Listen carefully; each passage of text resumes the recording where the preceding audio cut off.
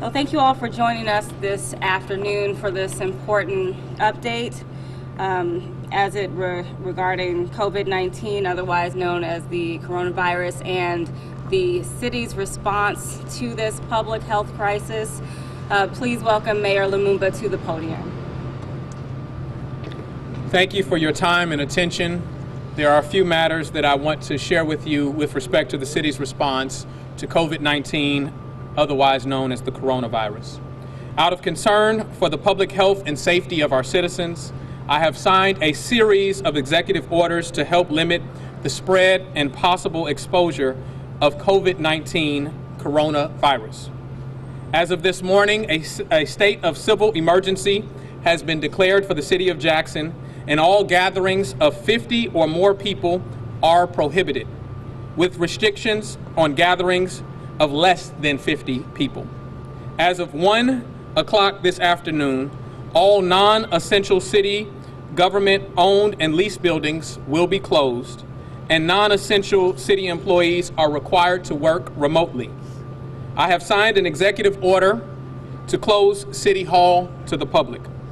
Water Sewer Business Administration will remain open as it is an essential facility as we deal with a hygienic need. Customers should continue to pay water bills online or drop off payments. J-Tran buses are being deeply cleaned nightly. Drivers are being supplied with personal hygiene products for use. We want to encourage residents to utilize city online services as much as possible. If there are any city services that you need, that you do not need immediately and can wait, hold them until this emergency has concluded. Out of an abundance of caution, we have postponed a number of city events, including Tech Jackson and the Fertile Ground Expo. All remaining scheduled public hearings and application workshops regarding the development of the City Jackson's 2020 through 2024 Consolidated Plan and its 2020 one-year action plan have been postponed until further notice. We will continue to keep everyone updated as this situation continues.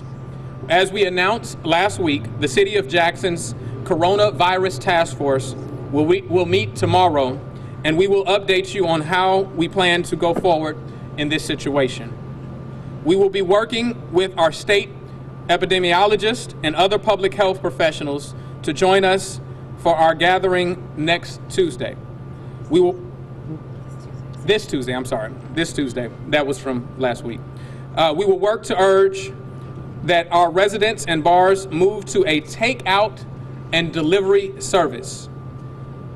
Do what is necessary to limit crowds and to ensure adequate spacing between patrons sitting down at your restaurant.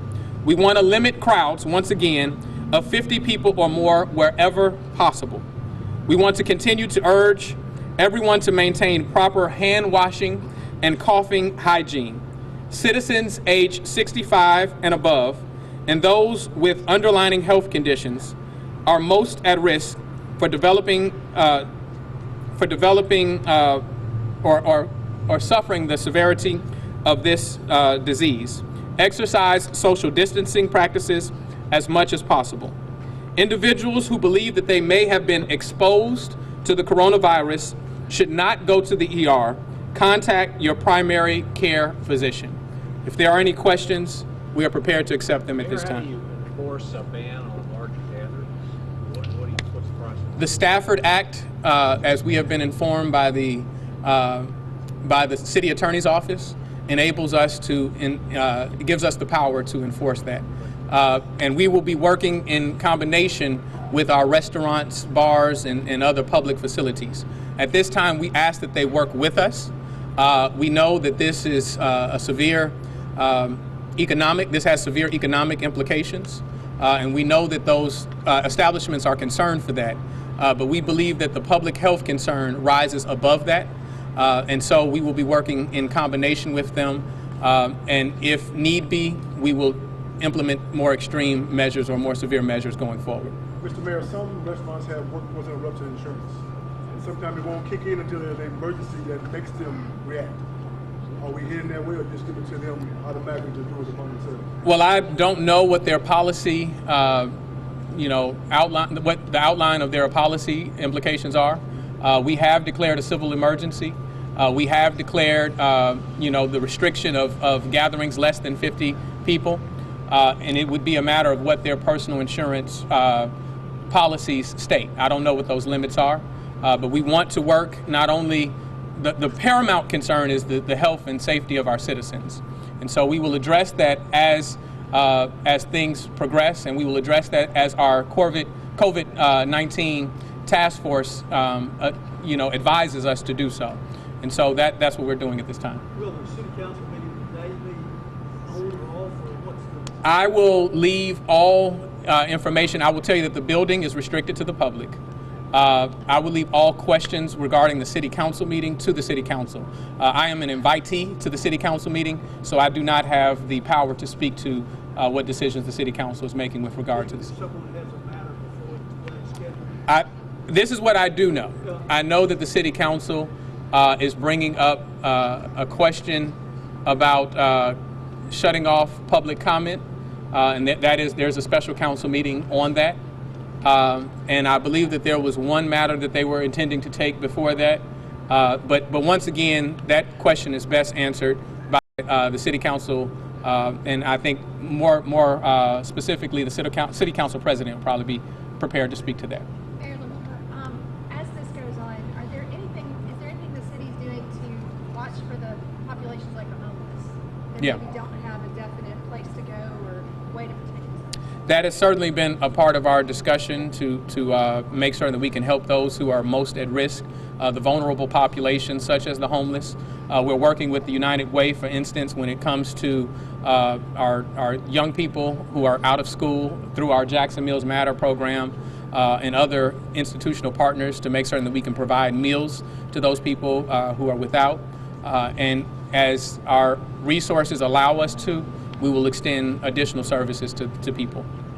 Mayor, you mentioned about essential employees versus non-essential. Can you expound a little bit on that? Are you talking about all the first responders, that they will continue to work with? Well, in this circumstance, it is to be defined by the directors based on those services. This is a unique circumstance. So the obviously first responders are always essential employees. In this situation, because of the need for people to have the ability to wash their hands and thoroughly clean, that makes the Water Sewer Business Administration, that makes that essential in this circumstance. And so that is to be defined based on the responsibilities and services that we have to carry out by the directors. And there is a document that we have internally that speaks to the work from home policy and what is essential versus non-essential. What impact do you think this is going to have on tourism in Jackson? Well, I'm glad to have our director from Visit Jackson and Visit Jackson representative here. Obviously, we know that this is going to have a detrimental effect on economic opportunities across the city and across the nation. This is a very unique circumstance that I don't remember the country having dealt with prior to now. And so we're prepared just to work hand in hand. Visit Jackson's presence signals the city and Visit Jackson standing with our small businesses and businesses across the city, letting them know that we're concerned for the impact this will have on them. But more importantly, and always what is paramount, is the safety of residents and people who travel through the city of Jackson, and to stop the spread of this virus. Mayor Lamumba, do you have any words of encouragement, I guess, because I think as people look at this situation, we don't know what happens when it's over. How do we bounce back? Yeah. Talk about if you guys have any talks already in place, or kind of what do people need to know about the welfare of Jackson as we go forward? Well, what they should know is that they have an administration which is proactive, an administration which is concerned with them.